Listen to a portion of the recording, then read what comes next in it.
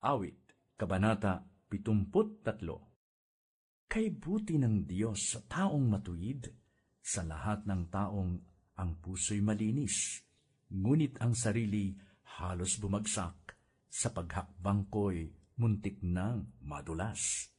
Sa taong mayabang, ako'y naiinggit nga, at sa biglang yaman ng mga masama.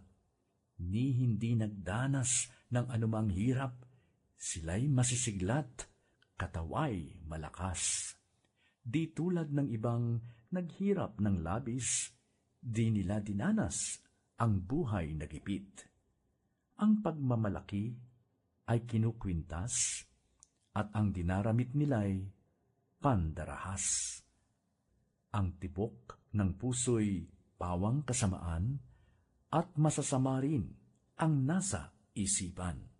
Mga ibang tao'y pinagtatawanan, ang yayabang nila, ang layon sa buhay, ay ang pang-aapi sa kapwa nila lang. Diyos mang nasa langit ay tinutungayaw, labis kung mag-utos sa mga nilalang. Kaya sumusunod pati lingkod ng Diyos, anumang sabihi, paniwalang lubos. Ang sabi, ang Diyos walang nalalaman, walang malay yaong kataas-taasan. Ang mga masamay, ito ang kagaya, di na kinukulang, ay naghahanap pa.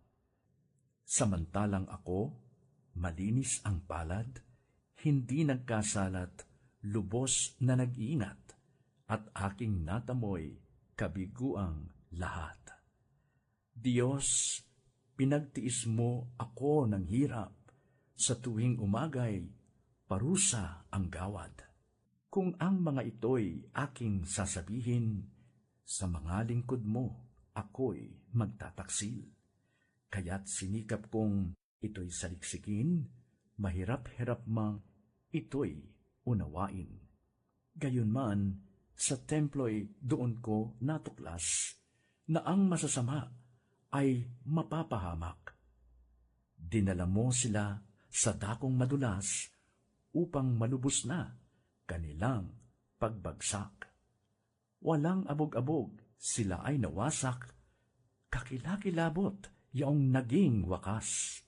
Parang panaginip nang ako'y magising, pati anyo nila'y nalimutan na rin.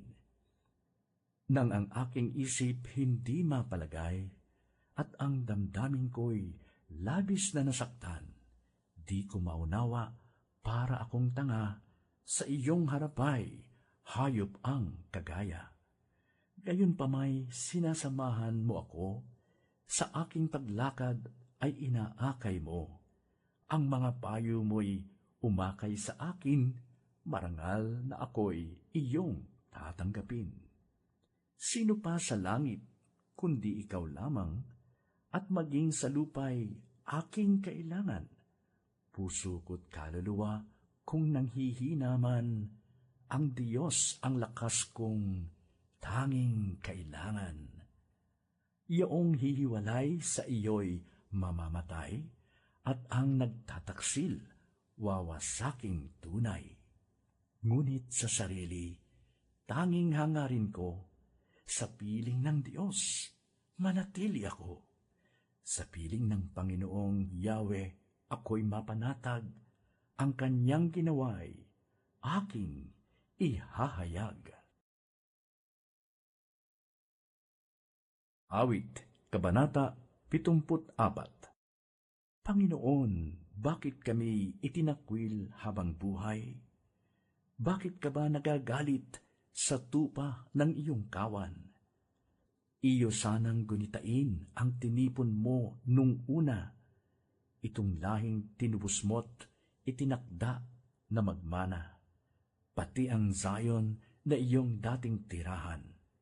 Lapitan mo ang naiwan sa winasak ng kaaway, ang guho ng santuaryo mo na sinira ng lubusan. Ang loob ng iyong templo'y hindi nila iginalang, sumisigaw na nagtayo ng kanilang Diyos-Diyosan. Ang lahat ng nasa loob na yari sa mga kahoy, magmula sa pintuan mo'y sinibak at pinalakol. Ang lahat ng inukitang mga kahoy sa paligid, pinalakol at dinurog ng kaaway na malupit. Ang iyong banal na santuaryo ay kanilang sinigaan, nilapastangan nila at winasak ang templong banal. Sa kanilang pag-uusap ay nagpasya ng ganito, hindi natin sila titigilan hanggang di pa natatalo. Kaya sa buong lupain, ang tagpuan ng bayan mo, para ikaw ay sambahin, sinunog at naging abo. Wala kaming pangitain ni propetang naglilingkod. Ang ganitong kalagay ay hindi namin maunawaan. Hindi namin nalalaman kung kailan matatapos.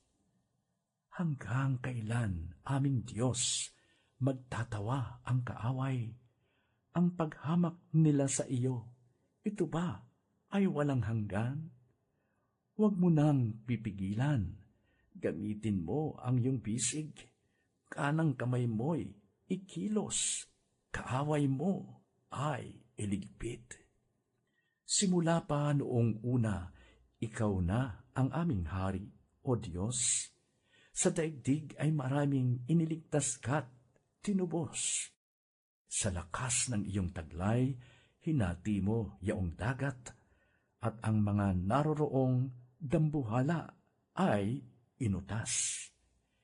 Ikaw na rin ang dumurog sa mga ulo ng Leviathan at ginawa mong pagkain ng mga nilikhang nasa ilang. Mga batis, mga bukal, ikaw rin ang nagpadaloy, ginawa mong tuyong lupa ang maraming ilog doon. Nilikha mo yaong araw, nilikha mo pati gabi, nilikha mo yaong araw, buwat talang anong dami. Ang hangganan ng daigdig ay ikaw rin ang naglagay, at ikaw rin ang lumikha ng taglamig at tag-araw. Ngunit iyong gunitain, nagtatawa ang kaaway, yaong mga masasamay, dumudusta sa iyong ngalan. Huwag mo sanang tutulutan na ang iyong mga lingkod maiwan sa kaaway ng kamay walang taros. Sa kanilang pagturusay, gunitain silang lubos. Yaong tipang ginawa mo ay huwag mong lilimutin. Ang masama ay naglipa na sa pook na madidilim. Laganap ang karahasan kahit saan sa lupain. Huwag mo sanang itutulot na ang api mapahiya. Bayaan mong ang ngalan mo'y purihin ng dukhat aba. Kami iyong ipaglaban, aming Diyos, bumangon ka. Pagmasdan mo yaong hangal na maghapong nagtatawa. Ang hangarin ng kaaway ay huwag mong lilimutin. Ang sigaw ng kaaway mo'y patuloy at walang tigil.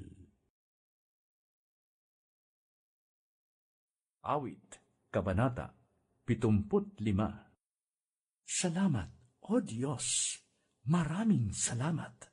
Sa iyong pangalan kami tumatawag upang gunitain sa lahat ng oras ang mga gawa mo na kahanga-hanga. Wika ng Panginoon, sa takdang panahon, walang pagtatanging ako ay hahatol. Itong mundong ito'y kahit na mayanig, maubos ang tao dito sa daigdig. Ang saligan nito'y aking ititindig. Sabi ko sa hambog, sila ay mag-ingat, at ang masasamay, huwag magpasikat. Ang pagmamalaki dapat na iwasan, kung magsasalita'y gawing malumanay. Hindi sa silangan, hindi sa kanluran, hindi rin sa timog o sa hilagaman, magmumula, hatol, na inaasahan. Tanging Diyos lamang ang siyang hahatol sa mapapahamak o sa magtatagumpay. Si Yahweh na Diyos ay may kopang hawak, sariwa't matapang yaong lamang alak. Ipauubayan niyang ito'y tunggain ng taong masama hanggang sa ubusin. Subalit ako ay laging magagalak, ang Diyos ni Jacob aking itataas. Lakas ng masamay, papatidin lahat, sa mga matuwid na may itataas. Awit, Kabanata 76. Tunay na si Yahweh, kilala sa Huda, sa buong Israel, dakilang talaga. Nasa Jerusalem ang tahanan niya, sa bundok ng Zion, doon tumitira. Lahat ng sandata ng mga kaaway, mga panat sundang, baluting sanggalang, doon niya sinirang walang pakundangan. O Diyos, dakila ka, ikaw ay maringal, higit pa sa matatag na kabundukan. Walang magawa, matatapang nakawal, binawi ng Diyos ang taglay na samsam. Nahihimbing sila at nakahandusay, mga lakas nila, lahat ay pumanaw. Nang ika'y magalit, O Diyos ni Jacob, sakay at kabayo'y pawang nangalugmok. Ikaw, O Yahweh, kinatatakutan. Sino ang tatayo sa iyong harapan kapag nagalit ka sa mga kinapal? Sa iyong paghatol na mula sa langit, ang lahat sa mundo'y takot at tahimik. Nang ika'y tumayot, gawin ang paglitis, naligtas ang mga api sa daigdig. Ang matinding galit sa iyo ng tao, hahantong na lahat sa pagpuri sa iyo. Silang nangaligtas sa mga labanan, laging magpupuri at mangagdiriwang. Mga pangako mo kay Yahweh, iyong Diyos, ay iyong tuparin ng tapat sa loob. Dapat na magdala ng mga kaloob ang lahat ng bansa sa iyong palibot. Hambog na prinsipe ay ibinababa, tinatakot niya, hari mang dakila. Awit, Kabanata 77. Sa Diyos ako ay tumawag at dumaing ng malakas. Ganoon ang aking daing upang ako'y dingginagad. Hinanap ko'y Panginoon sa panahong may bagabag. Hindi ako napagod, dumalangin na magdamag. Ngunit di ko nasumpungan ang aliw kong hinahangad. Nagunita ko ang Diyos, kaya ako ay dumaing. Ako'y nagdidili-dili, ngunit ako'y bigo pa rin. Hindi ako patulugin, waring ito ay parusa. Hindi ako makaimik, pagkat ako ay balisa. Nagbalik sa gunita ko ang nagdaang mga araw, na nariwa sa isip ko ang panahong nakaraan. Ako'y nagbubulay-bulay sa silid ko gabi-gabi. Ang diwa ko ay gising at tinatanong ang sarili. Ako baga, Paminooy, lubusan mong itatakwil? Di mo na ba ibabalik sa akin ang iyong pagtingin? Ang iyo bang pagmamahal sa amin ay nagwakas na? Hindi na ba maaaring sa pangako mo'y umasa? Yaong kagandahang loob mo ba ay nakalimutan mo na? Dahilan sa iyong galit, ang awa mo'y Wala na ba? Ganito ang aking sabi, ang sakit ng aking loob. Para bagang mahina na't walang lakas ang aking Diyos. Kaya aking babalikang gunitain ang ginawa. Ang maraming ginawa mong tunay na kahanga-hanga. Sa lahat ng ginawa mo, ako'y magbubulay-bulay. Magbubulay-bulay ako sa diwa ko at isipan.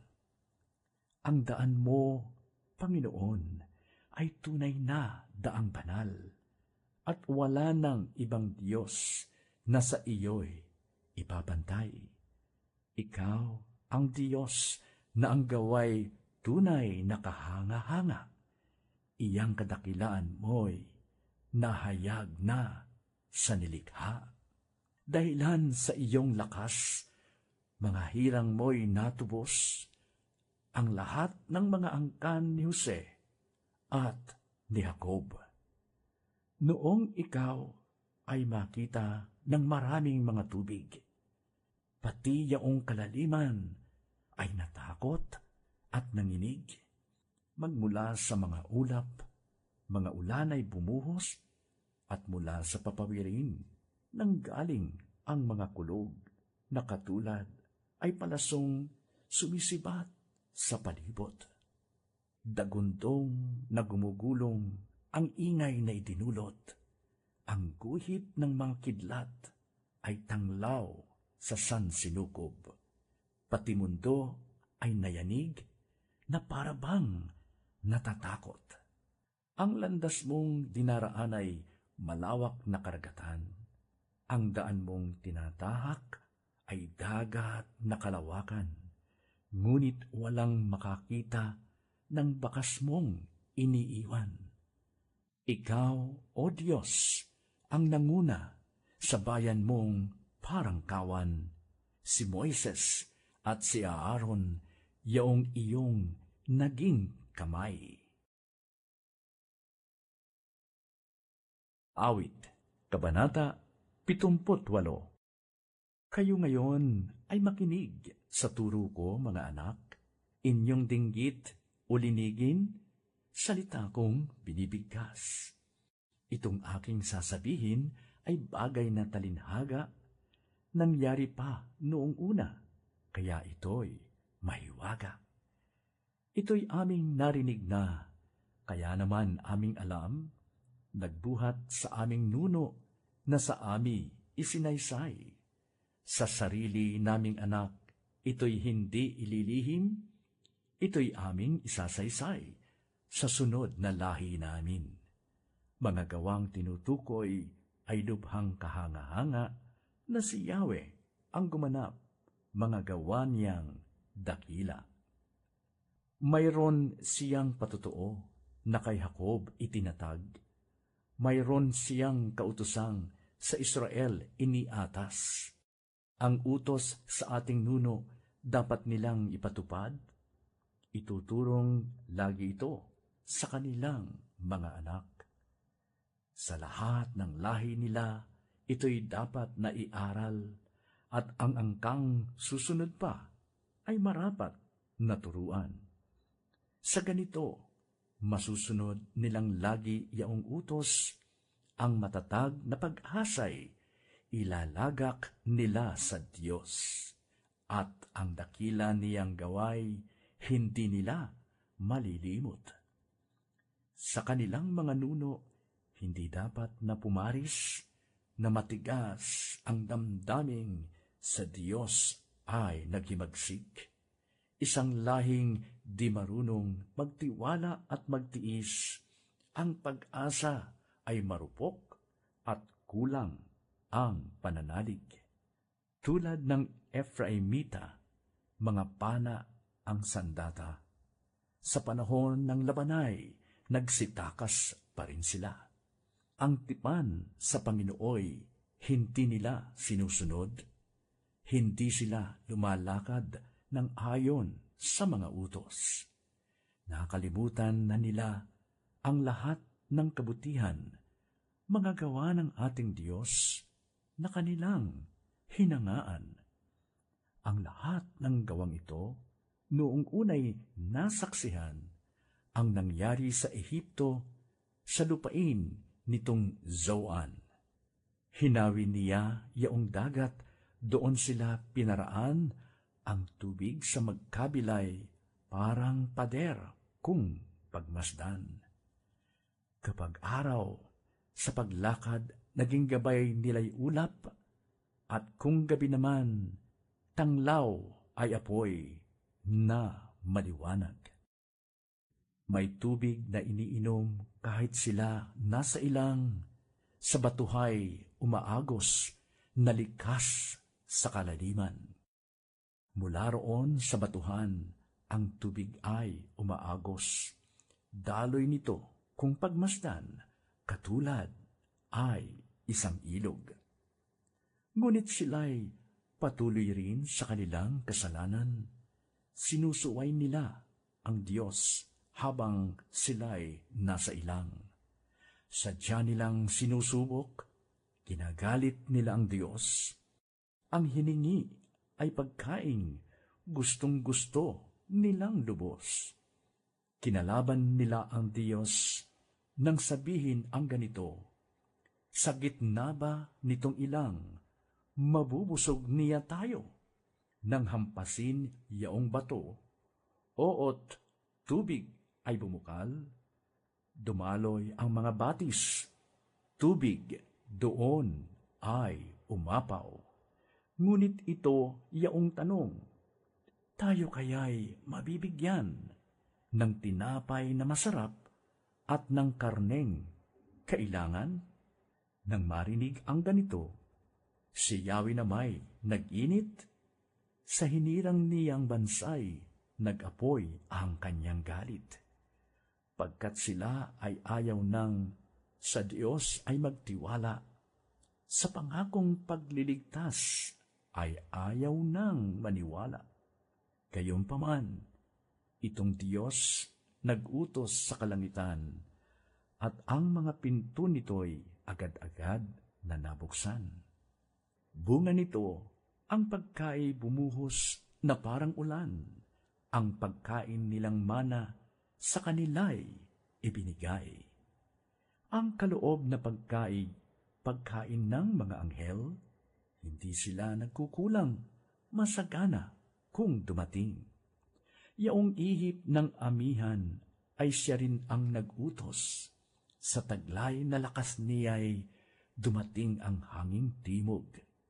Ang pagkain nilang karney, masaganang dumarating, makapal na mga ibon na sindami ng buhangin.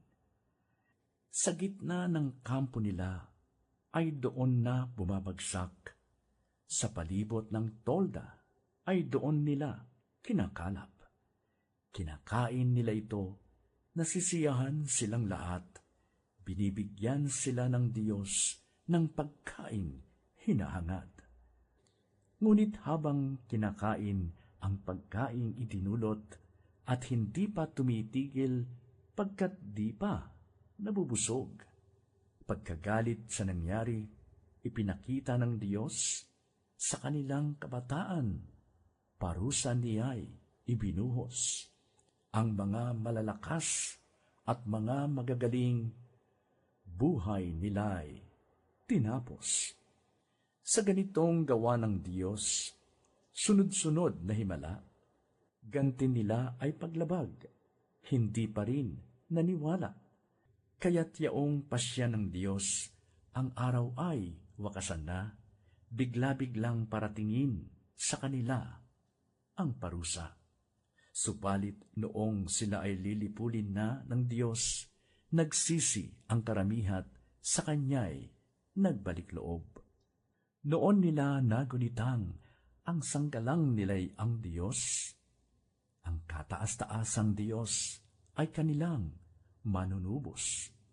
Kaya't siya ay pinuri ng papuring hindi tapat, pagkat yaoy pakunwarit, balat kayong matatawag. Sa kanilang mga puso nagahari kataksilan, hindi sila naging tapat sa ginawa niyang tipan. Gayunpaman, palibhasay Diyos siyang mahabagin, ang masamang gawa nila ay kanyang pinatawad pa rin. Dahilan sa pag-ibig niya'y hindi sila wawasakin. Kung siya may nagagalit, ito'y kanyang pinipigil. Nagunita pa ni Yahweh, sila'y mga tao lamang, hanging di na nagbabalik matapos na makaraan. Madalas na nag-aalsa noong sila'y nasa ilang, ang ganitong gawa nila'y labis niyang dinaramdam. Lagi siyang sinusubok, hindi sila tumitigil, ginagalit nilang lagi itong banal na Diyos ng Israel. Ang kapangyarihan niya'y ayaw nilang gunitain, gayong sila'y iniligtas sa kaaway nilang taksil. Ang ginawa nitong Diyos na lubos na hinangaan ay nangyari sa Ehipto, sa lupain nitong Zoan. Yaong mga ilog dooy naging dugong umaagos, kaya walang makainom sa batis at mga ilog. Makapal na mga langaw at palaka ang dumating, nataranta silang lahat, di malaman ang gagawin. Tumating ang maninira sa taniman ng halaman. Mga tanim ay kinain ng balang na di mabilang. Pati tanim na ubasay, winasak ng ulang yelo. Ano pat sa kalamigay, namatay ang sikamoro. Nang ulanin na ng yelo, mga baka ay namatay. Sa talim ng mga kidlat, namatay ang mga kawan. Sa ganito ay nadama ang matinding puot ng Diyos, kaya sila ay winasak sa sama ng kanyang loob. Mga anghel ang gumanap ng parusang sunod-sunod. Ang matinding galit ng Diyos, hindi niya pinigilan, yaong naging wakas nila'y humantong sa kamatayan. Dahilan sa isang salot, buhay nila ay pumanaw. Yaong lahat na panganay sa Ehipto ay pinatay, ang panganay na lalaki sa Ehiptong lahi ni Ham. Tinipon ang kanyang hirang na animoy mga tupa, inakay sa lupaing ilang sa kanyang pangunguna. Inakay nga at naligtas, kaya naman di natakot, samantalang ang kanilang kaaway ay nangalunod. Inihatid sila ng Diyos sa lupain niyang banal, sa bundok na mismong siya ang kumuha sa kaaway. Itinaboy niyang lahat ang naroong namamayan, pinaghati-hati niya ang lupaing naiwanan. Sa kanilang mga tolda, ang Israel ay nanahan. Ngunit sila'y naghimagsik sa kataas-taasang Diyos.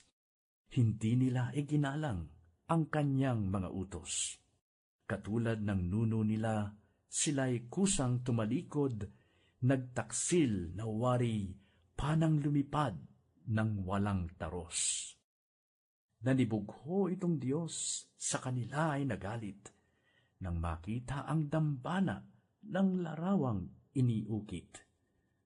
Sumama ang loob niya, noong ito ay mamasid, itinakwil ang Israel sa tindi ng kanyang galit. Kaya't kanyang iniwanan ang tahanang nasa Shilo, yaong tol ng tirahan niya sa gitna ng mga tao. Sa gisag ng kanyang lakas, ang kaban ng kanyang tipan, binayaan na mahulog at makuha ng kaaway. Nagalit sa kanyang bayat, ibinigay sa kaaway, kaya naman ang marami sa kanila ay namatay. Kanilang mga binata ay nasawi sa labanan, dalagamang magaganday, wala nang mapangasawa. Pati mga pari nila sa patalim ay napuksa, ang kanilang mga baloy ni ayaw nang magluksa. Parang tulog na gumising, si Yahweh ay nagbangon. Ang katawan ay masigla, tumayo ang Panginoon. Parang taong nagpainit sa alak na iniinom, pinaurong ang kaaway, lahat niyang katunggali, napahiya silang lahat, pawang galit na umuwi. Maging ang lahi ni Jose, sadya niyang itinakwil, at di niya pinagbigyan, pati lahi ni Ephraim. Sa halip, pinili niya'y ang sambahayan ni Huda, at ang bundok naman ng Zion, ang tirahang minahal niya. Doon niya itinayo yaong banal na santuaryo, katulad ng nasa langit na tahanan niyang dako. Lubos niyang pinatatag na tulad ng mundong ito. Ang kinuhang pangunahi sa mahirap pa hinugot, isang pastol ang napili, si David na kanyang lingkod. Ang alagang dati nito ay kawan ng mga hayop nang maghari sa Israel, nanguna sa bayan ng Diyos. Matuwid na namahala, na malakad, na mahusay, lubos silang kinalinga sa tulong niya at patnubay. Awit, Kabanata 79. O Diyos, pinasok ng hentil ang lupang pangako, hayot iyong masdan, winasak ang lungsod, ang banal mong templo ay nilapastangan. Ang mga katawan ng mga lingkod mo ay ginawang pagkain ng mga ibon. Ang kanilang laman sa mga halimaw ay ipinalamon. Dugo ng bayan mo'y ibinubu nila sa buong palibot nitong Jerusalem. Katulad ay tubig, sa dami ng patay ay walang maglibing. Ang karatig bansang dooy nakasaksi, kami kinutya at nagtatawa sila. Lahat sa palibot ay humahalakhak sa gayong nakita. Iyang galit sa amin, O Yahweh, hanggang kailan ba kaya matatapos? Di na ba titigil ang pagkagalit mong sa amin tutubo? Doon mo ibaling ang matinding galit sa maraming bansang ayaw kang kilanlin. Mga kahariang ang banal mong ngalay ayaw na tawagin. Masdan ang ginawa nila sa bayan mo. Ang mga lingkod mo ay pinatay nila. Pati ang tahanan nila ay winasak, walang itinira. Huwag mong parusahan kaming mga anak sa pagkakasala ng aming magulang. Ikaw ay mahabag sa mga lingkod mong pag-asa'y pumanaw. Mahabag ka sana, kami ay tulungan, Diyos na aming tagapagligtas. Dahil sa ngalan mo, kaming nagkasalay, patawaring ganap. At sa karangalan ng iyong pangalan, kami ay iligtas. Bakit magtatanong itong mga bansa ng katagang ito? Ang Diyos mo'y nasaan? Ipaghiganti mo ang mga lingkod mong kanilang pinatay. Ang pagpaparusay iyong ipakita sa iyong mga hirang. Iyong kahabagan ang mga bilanggong kanilang hinuli. Dinggin mo ang daing sa taglay mong lakas. Iligtas mo silang takdang papatayin. Iyong parusahan yaong mga bansang sa iyo, O Yahweh, lumalapastangan. Parusahan sila ng 7 ibayo sa gawang pag-uyam. Kaya nga, O Yahweh, kaming iyong lingkod, parang mga tupa sa iyong pastulan. Magpupuring lagit, magpapasalamat sa iyong pangalan. Awit, Kabanata 80. Pastol ng Israel, ikaw na nangunat umakay kay Jose, na tulad sa kawan, ikiling sa amin ang iyong pandinig. Kami ay pakinggan. Mula sa trono mong may mga kerubin, kami ay tulungan.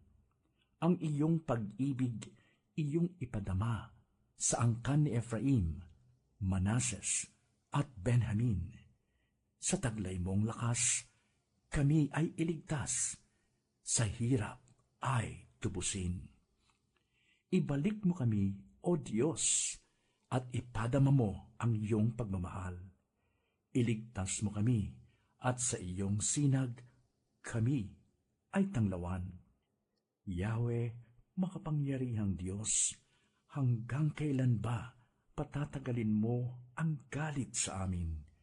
Hanggang kailan pa diringgin mo kami sa aming dalangin?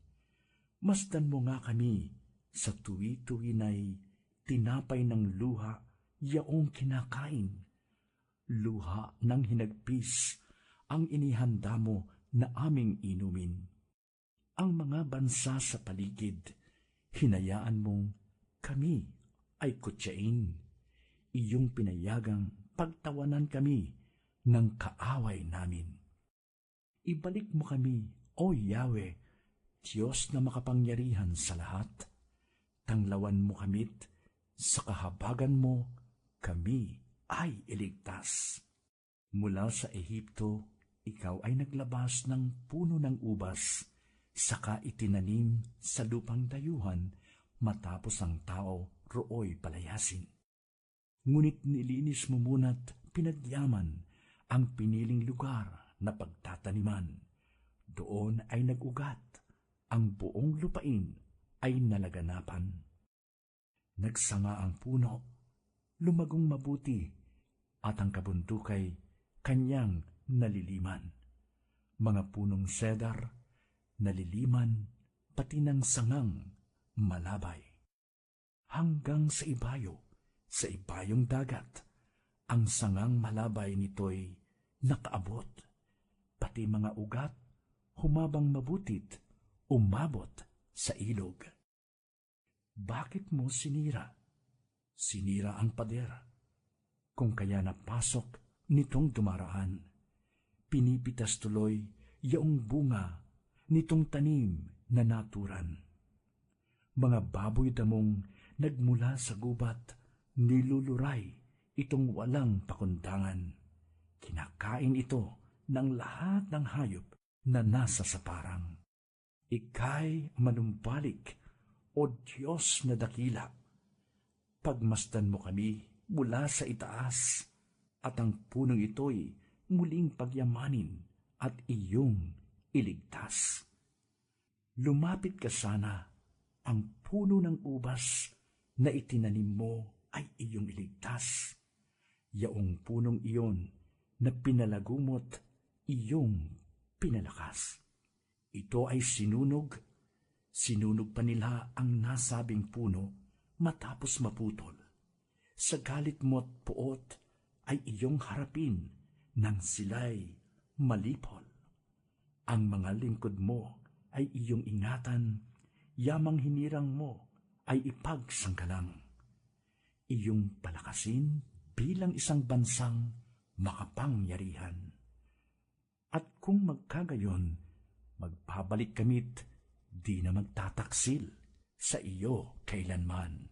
Kami, pasiglahit, aming pupurihin ang iyong pangalan.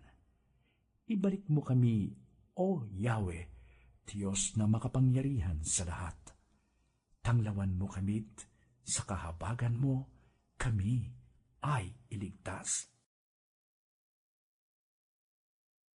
Awit, Kabanata 81. Masiglang awitan ang tagapagligtas. Itong Diyos ni Jacob, awitang may galak. Umawit sa saliw ng mga tamburin, kasabay ng tugtog ng lira at alpa. Hipan ang trompeta tuwing nagdiriwang, kung buwan ay bagot nasa kabilugan. Pagkat sa Israel, ito'y isang utos, batas na ginawa ng Diyos ni Jacob. Sa mga hinirang, ang utos day ito nang sila'y ilabas sa bansang Ehipto. Ganito ang wika na aking narinig. Mabigat mong dalay, aking inaalis. Ikaw ay iibsan sa pasan mong labis. Iniligtas kita sa gitna ng hirap. Sinaklolohan ka nang ika'y tumawag. Tinugon din kita sa gitna ng kidlat at sinubok kita sa batis Meriba. Kapag nangungusap, ako'y inyong dinggin, sana'y makinig ka, o bansang Israel. Ang Diyos ay huwag mong paglingkuran. Diyos ng ibang bansay, di dapat yukuran. Ako ay si Yahweh. Ako ang Diyos mo. Ako ang tumubos sa iyo sa Ehipto. Pagkaing gustuhin, ibibigay ko sa iyo. Ngunit ang bayan ko'y hindi ako pansin, di ako sinunod ng bayang Israel. Sa tigas ng puso, aking hinayaang ang sarili nilang gusto'y siyang sundan.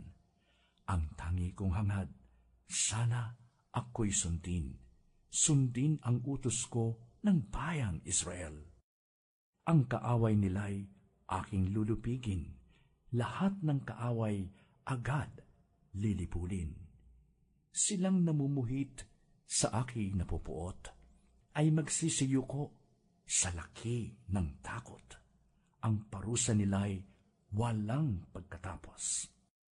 Ngunit ang mabuting bunga nitong trigo ang siyang sa inyo'y ipapakain ko, at ang gusto ninyong masarap na pulot ang siyang sa inyo'y aking idudulot. Awit, Kabanata 82. Ang Diyos ang namumuno ng pulong sa kalangitan. Sa pulong ng mga Diyos, ganito ang kapasyahan. Dapat ninyong itigil na paghatol na hindi tama. Tumigil na ng paghatol na panig sa masasama. Bigyan ninyong katarungan ang mahina at ulila, at huwag ninyong aapihin ang mahirap at may dusa. Ang marapat na tulungay ang mahina at mahirap sa kamay ng masasama. Sila'y dapat na iligtas. Anong pagkamangmang ninyo? Wala kayong nalalaman. Sa gitna ng kadilimay, doon kayo nananahan. Sa ibabaw ng daigdig ay wala ng katarungan. Ang sabi ko, kayo'y Diyos, anak ng kataas-taasan, ngunit tulad nitong tao, lahat kayo'y mamamatay. Katulad din ng prinsipe, papanaw ang inyong buhay. O Diyos, ikaw ay magbangon at daigdig pagharian, ang lahat ng mga bansa ay hawak ng iyong kamay. Awit, Kabanata 83. Huwag kang manahimik, O Diyos, huwag kang magpabaya, ikaw ay kumilos. Hayun, ang kaaway nagsisipag-alsa, at ang namumuhi kinakalaban ka. Sila'y nagbabalak laban sa hinirang, laban sa lahat ng iyong iningatan. Ganito ang sabi, ating papawiin ang kanilang bansay, ating lilipulin, upang ang Israel malimutan na rin. Nagkakaisang lahat, sila ay nagplano. Kanilang pasya ay lumaban sa iyo. Ang lahi ni Edom at ang Ismailita, Moab at Agarenos, lahat nagkaisa. Ang Gebal at Amon, gayon din ang pasya, Amalek at Tiro at ang Filistia. Pati ang Asyria'y nakipagsabwatan, sa lahi ni Lot nakipagtulungan. Mga bansang ito'y iyong parusahan, tulad ng parusang ginawa sa Midian, kay Jabit si Serang nalupig sa laban, nang sa ilog Kison, buhay, winakasan. Pinatay lahat, at ang hukboy nawasak. Sa Endor, ang bangkay nila ay nagkalat. Yaong mga bantog nilang punong kawal kay Oreb at Zeeb, iparis ang buhay. Lupigin mong lahat ang pinuno nila, tulad ng sinapit ni Zebat Zalmuna. Sila ang nagsabing ang pastulan ng Diyos ay ating kamkamit, maging ating lubos. Ikalat mo silang parang alikabok, tulad ng dayami na tangay ng unos, tulad ng pagtupok ng apoy sa gubat, ng ang kaburulay, kubkob na ng ningas. Gayon mo habulin ng bagyong malakas, ito ang gawin mo't ng sila'y masindak. Mga taong yaon, sana'y hiyain mo, upang matutong maglingkod sa iyo. Lupigin mo sila't takuting lubusan, lubos mong hiyain hanggang sa mamatay. Sana ikaw, Yahweh, kanilang mabatid, ang tangit dakilang hari ng daigdig. Awit, Kabanata 84. Mahal ko ang iyong templo, o makapangyarihang Yahweh. Nasasabik ang lingkod mo na sa templo ay pumasok. Ang buo kong pagkatao'y umaawit na may lugod. Sa masayang pag-awit ko, pinupuri, buhay na Diyos. Panginoon, sa templo mo, mga mayay nagpupugad. Maging ibong layang-layang sa templo mo'y nagagalak. May inakay na kalinga sa tabi ng iyong altar. O Yahweh, Hari namin at Diyos na walang hanggan. Mapalad na masasabi, silang dooy tumatahan at palaging umaawit, nagpupuring walang hanggan. Ang sa iyo umaasay, masasabing mapalad din. Silang mga naghahangad sa Zion ay makarating. Habang sila'y naglalakbay sa tigang na kapatagan, tuyong lupay binabaha sa maagap na pagulan. Habang sila'y lumalakad, lalo silang lumalakas. Batid nilang nasa Zion ang Diyos nilang hinahanap. Dinggin mo ang dalangin ko, O Yahweh, makapangyarihang Diyos. O ikaw na Diyos ni Jacob, dinggin mo ang iyong lingkod. Basbasan mo, aming Diyos, itong hari naming mahal, pagpalain mo po siya, pagkat ikaw ang humirang. Kahit isang araw lamang, mas gusto ko sa templo mo, kaysa 1,000 araw na iba ang tahanan ko. Gusto ko pang maging bantay sa pinto ng iyong templo, kaysa ako'y tumira sa bahay ng mga palalo. Pagkat ang Panginoong Yahweh, pag-asa at sanggalang, kami pinagpapala mo sa pag-ibig mo at dangal. Hindi siya nagkakait ng mabuting mga bagay. Sa sinumang ang gawain ay matuwid at marangal. O Yahweh, ang Diyos na makapangyarihan sa lahat, ang magtiwala sa iyo'y masasabing mapalad. Awit, Kabanata 85. Ikaw po, O Yahweh, naging mapagbigay sa iyong lupain. Pinasagana mo't muling pinaunlad ang bansang Israel. Yaong kasamaan ng mga anak mo'y nilimot mong tunay, pinatawad sila sa nagawa nilang mga kasalanan. Ang taglay mong poot sa ginawa nila'y iyon nang inalis, tinalikdan mo na at iyong nilimot ang matinding galit. Panumbalikin mo kami, Diyos ng aming kaligtasan. Ang pagkamuhi sa amin ay iyon ng wakasan. Ang pagkagalit mo at puot sa amin, wala bang hangganan? Di na ba lulubag? Di ba matatapos ang galit mong iyan? Ibangon mo kami, sana'y ibalik mo ang nawalang lakas, at kaming lingkod mo ay pupurihin ka na taglay ang galak. Kaya ngayon, Yahweh, ipakita mo na ang pag-ibig mong wagas. Kami ay lingapin at sa kahirapan ay iyong iligtas. Aking naririnig mga pahayag na kay Yahweh nagmula.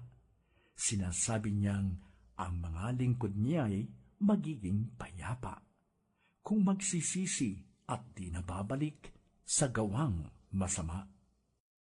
Ang nagpaparangal sa pangalan niya ay kanyang ililigtas.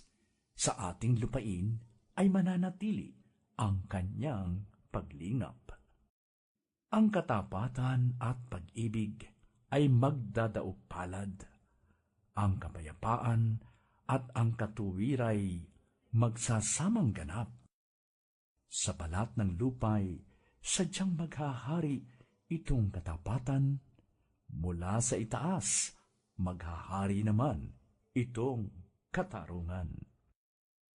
Gagawing maunlad ng Diyos na si Yahweh itong ating buhay. Ang mga halaman sa ating lupain bubungang mainam. Ang katarungay mauuna sa kanyang daraanan, kanyang mga yapak magiging bakas na kanilang susundan. Awit, Kabanata 86. Sa aking dalangin, ako'y iyong dinggin. Tugunin mo, Yahweh, ang aking pagdaing. Ako'y mahina na't wala nang tumingin. Pagkat tapat sa iyo, buhay ko'y ingatan, lingkod mo'y iligtas sa kapahamakan, pagkat may tiwala sa iyo kailanman. Ikaw ang aking Diyos, ako'y kahabagan, sa buong maghapoy siyang tinatawagan. Panginoon, lingkod mo'y dulutan ng galak, pagkat sa iyo kaluluwa'y tumatawag.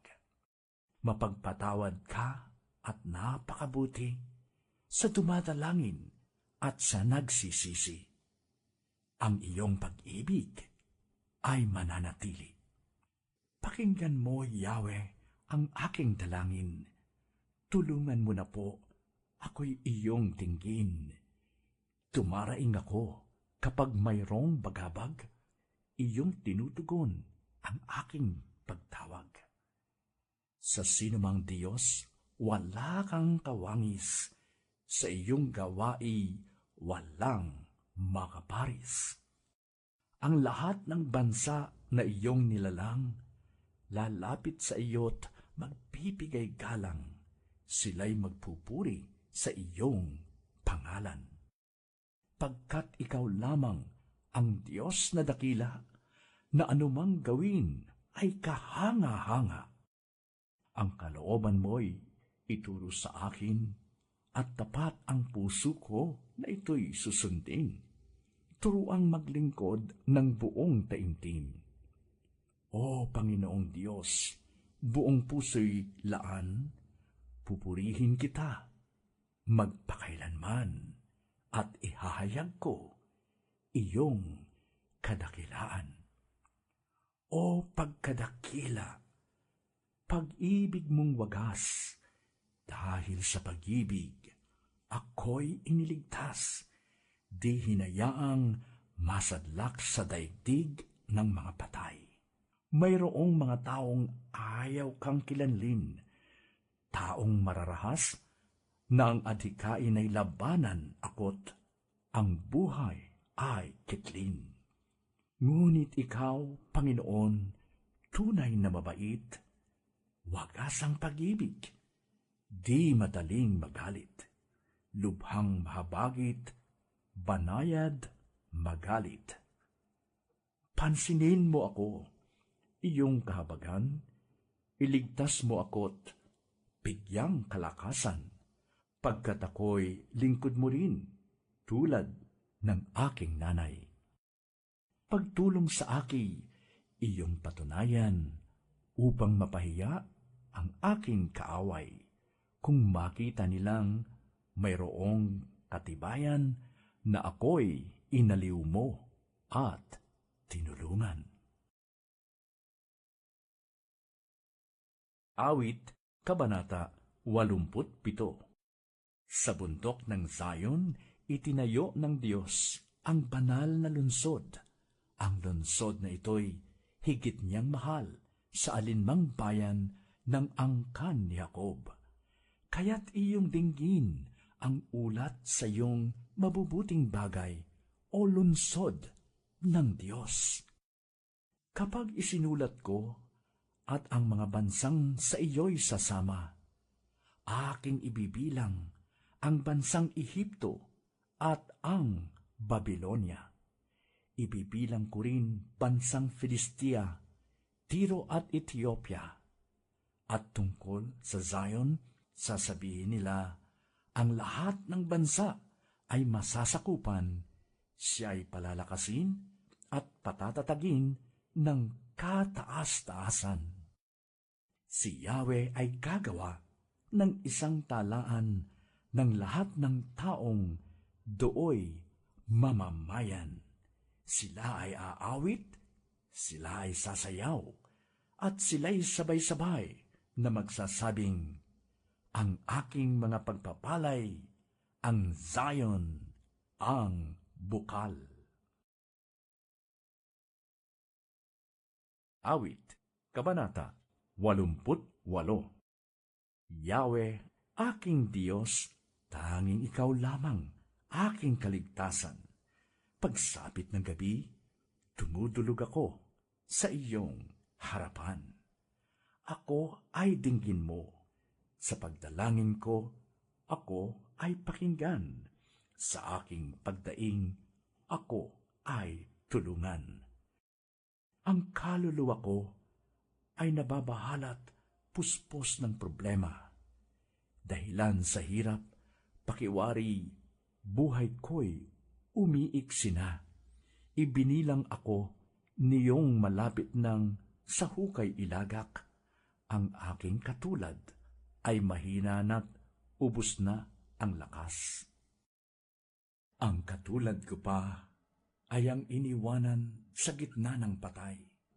Animoy nasawi na nananahimik sa kanyang libingan. Tulad na rin ako nitong mga tao na iyong nilimot. Parang mga tao na sa iyong tulong ay hindi maabot. Dinala mo ako sa may kadilimang hukay na malalim, na tulad ng libingan na ubod ng dilim. Ikaw ay nagalit, at ang bigat nito'y sa akin nabunton. Ang katulad ko'y tinabunan ng malaking alon.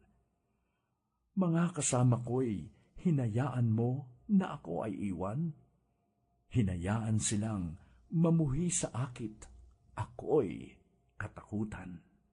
Kaya hindi ako makatakas, ngayot pinto ay nasarhan. Dahilan sa lungkot, ang aking paningi waring lumalamlam. Kaya naman, Yahweh, tumatawag ako sa iyo araw-araw. Sa pagdalangin ko ay taas ang kamay. Makakagawa ba ikaw, Panginoon, ng kababalaghan para purihin ka niyong mga patay? Ang pag-ibig mo ba doon sa libingay ipinapahayag? O sa kaharian niyong mga patay ang iyong pagtatapat? Doon ba sa dilim ang dakilang gawa mo ba'y makikita? o iyong kabutihan sa mga lupaing tila nalimot na? Sa iyo, O Yahweh, ako'y nananangis at nananawagan. Sa tuwing umaga, ako'y tumatawag sa iyong harapan.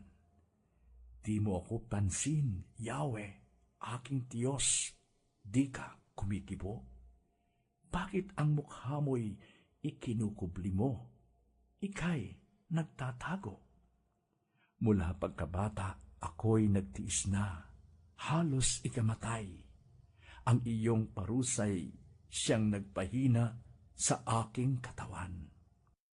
Sa aking sarili, tindi ng galit mo'y aking nadarama. Ako'y mamamatay, kundi ka hihinto ng pagpaparusa. Parang baha sila kung sumasalakay sa aking paligid.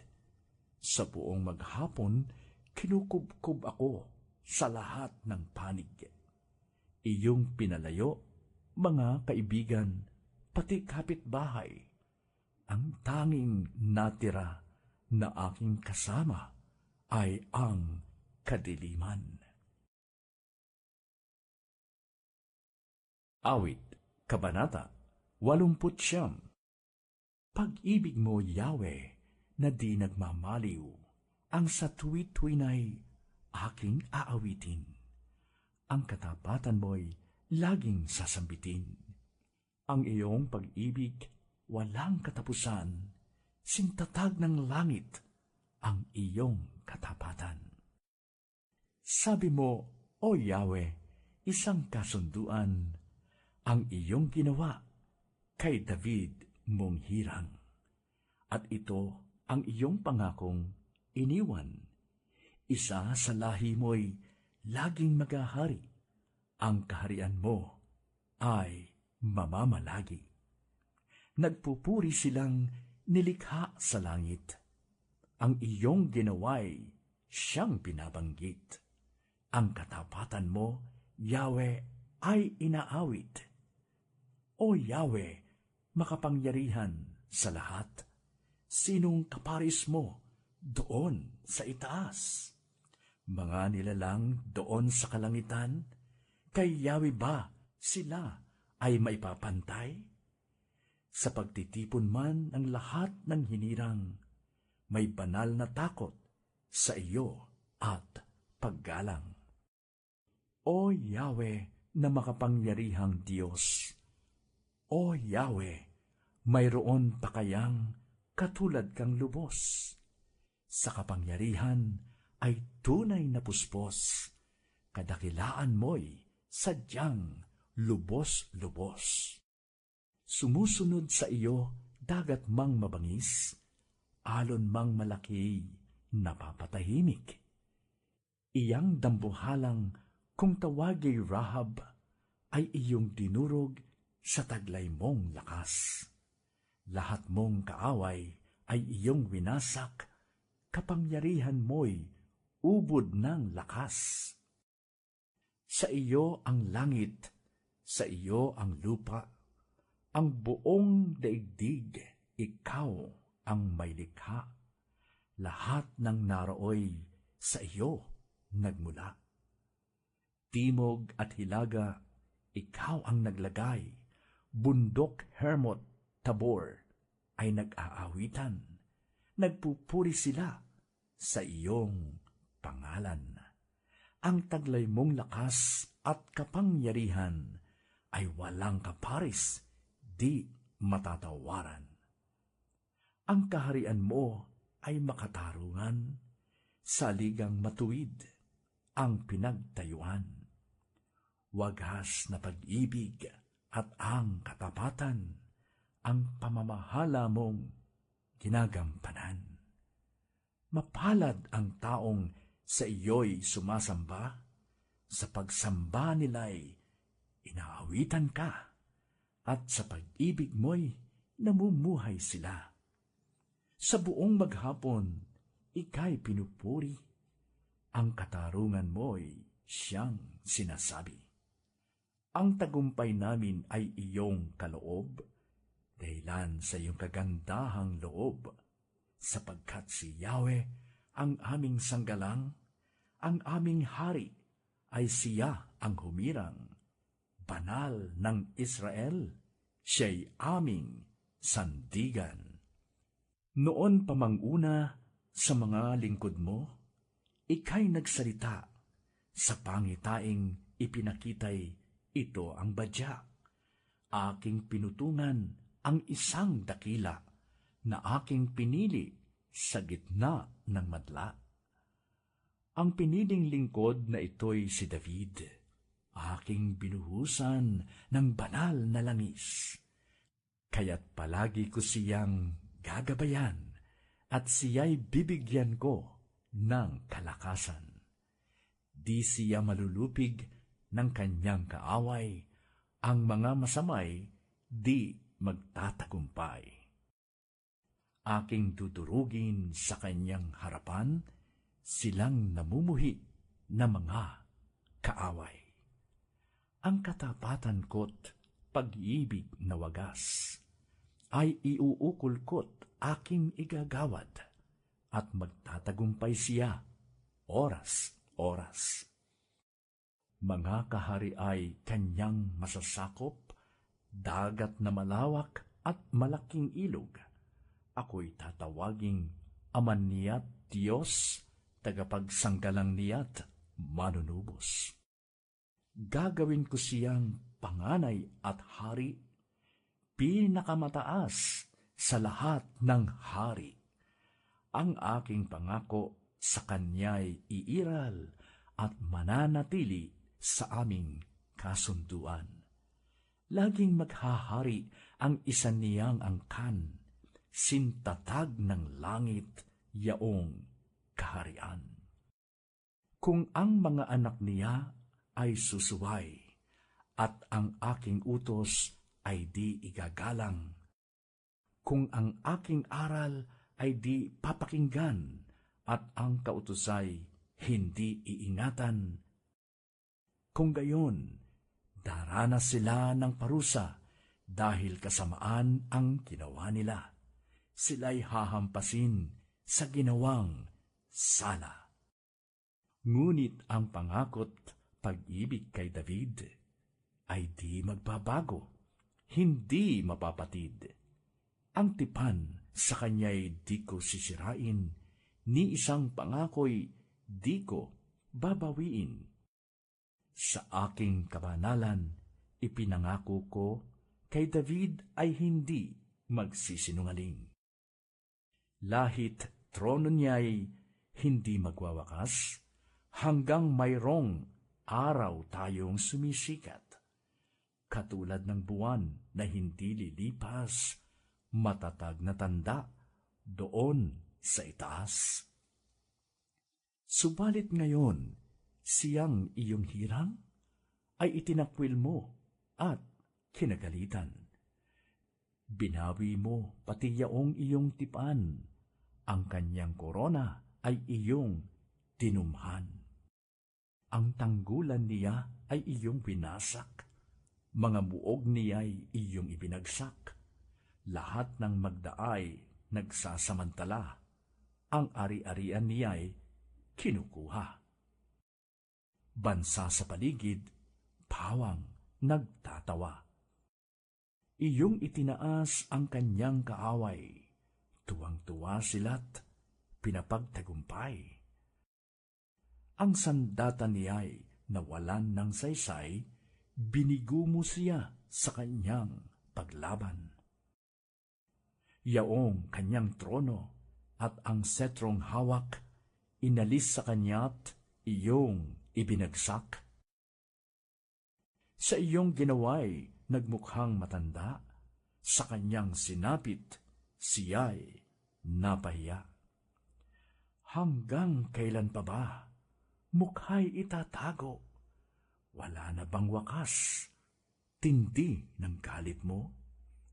Alam mo, O Yahweh, ang buhay ng tao ay maikli lamang sa balat ng mundo. Papanaw na lahat silang nilikha mo. Sino bang may buhay na hindi papanaw?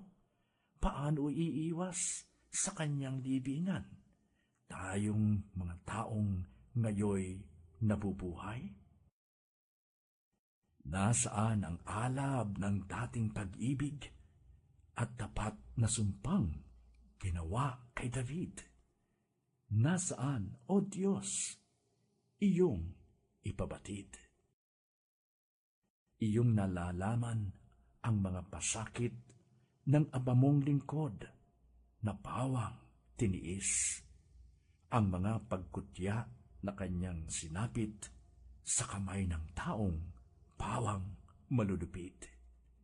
Ganito tinuya ng iyong kaaway ang piniling haring saan may inuyam. Si Yahweh ay ating purihin magpakailanman.